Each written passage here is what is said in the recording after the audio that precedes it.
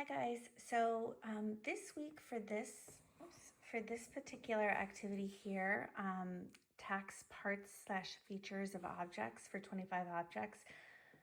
Bree had mentioned that Max is really struggling with this one, and she asked for some suggestions, just from like a speech and language perspective. So I think the reason that Max has a hard time with certain things, particularly things like this, is because kiddos with severe language disorders like he has, there's a lot of things that most people do naturally without even thinking about it that he just doesn't. Um, so like we don't really even have to think twice. A lot of the language that comes at us, we just absorb it. And without even knowing that we're doing it, our brains categorize, they make associations, they kind of file things away neatly, whereas Max does not. So it's very much like walking into like his brain. It's like walking into a room where you're looking for a Matchbox car and there's 100 different toys just kind of dumped into the center of the room, versus walking into a room where everything is neatly put away in organized boxes, where all the cars are together and the trains are together and papers are paper clipped and filed away. So, obviously it's going to be easier to find the Matchbox car walking into a room where everything is where it's supposed to be and it's all organized just so, versus trying to sort through hundreds of different facts and other things in order to find that one thing. So for Max, his brain really is kind of like that scenario where there's just a bunch of things in one huge pile. So that's why for a lot of our kids, as speech therapists, we teach them like categories and associations is huge. But not only do we teach them to make associations and to put things into categories, when we give any kind of information, we try and do it categorically so that as we're inputting it into them, it's going in kind of already organized. So I think for him, he's trying to remember all the different vocabulary words for the parts of these things, and he's trying to remember parts of things, but there's for these particular targets, there's not a lot of similarities between them. So I don't have like really good suggestions for teaching these particular targets, but I would suggest doing this just a little bit differently for the overall goal. So what I would do with a kid in speech is I would probably kind of break it down more like this. So instead of the 5 targets on the other page, I took one of each of them. So apple was on that page, refrigerator was on that page, sorry. I think dog was on that page and jacket was, and I would just group them differently. So I would either have the real deal or I would have a picture of each of these things.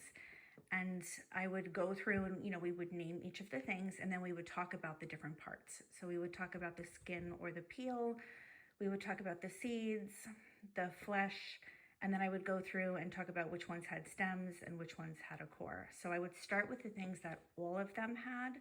So like they all have seeds, they all have flesh, they all have either a skin or a peel. We would talk about that. I would have him touch the different parts.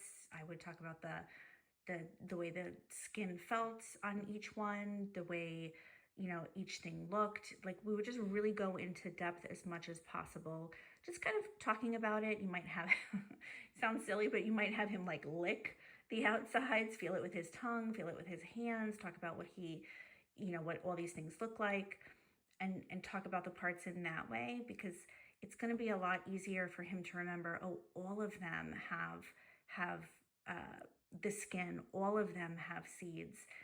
I think if you're teaching those things together, because there's so many similarities. And then once he had that down pat, then I would introduce a new category and I would talk about, oops, that got really blurry. Shoot, there we go. Refrigerator, microwave, dishwasher, and stove. They all have a door. They all have a handle, a rack or a shelf, and buttons. So I would go through and, the nice thing about him being homeschooled that, we don't have an opportunity for when we're working in schools is to be able to work with the actual items themselves. So for these, I would take him right into the kitchen and I would just have him touch the handle on each one. And our microwave doesn't happen to have a handle, most do. But I would talk about that. I would have him touch the refrigerator handle, the dishwasher handle, the stove handle, and not just touch it.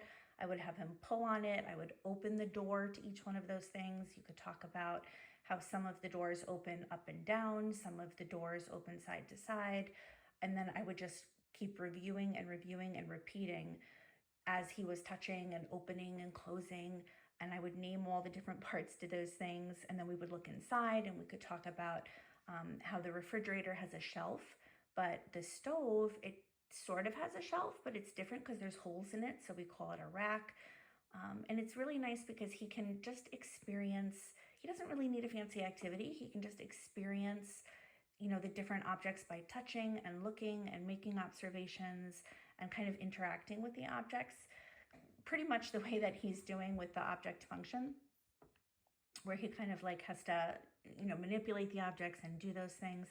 That really is the best way to teach those kinds of things, learning through experience and through hands-on opportunities.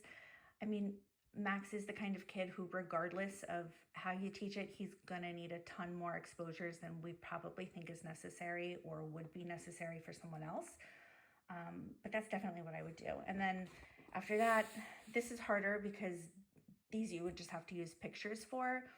But for that, again, I would just, I have a bunch of coloring pages for these kinds of things. I would have him look at all the different pages. He could use bingo markers and put a dot on all the paws for each of the animals. He could rip the coloring pages apart into different parts and talk about, oh, on this piece of ripped paper, what part of the animal do we see? And you could talk about that, and then he could tape them back together and talk about all the different parts.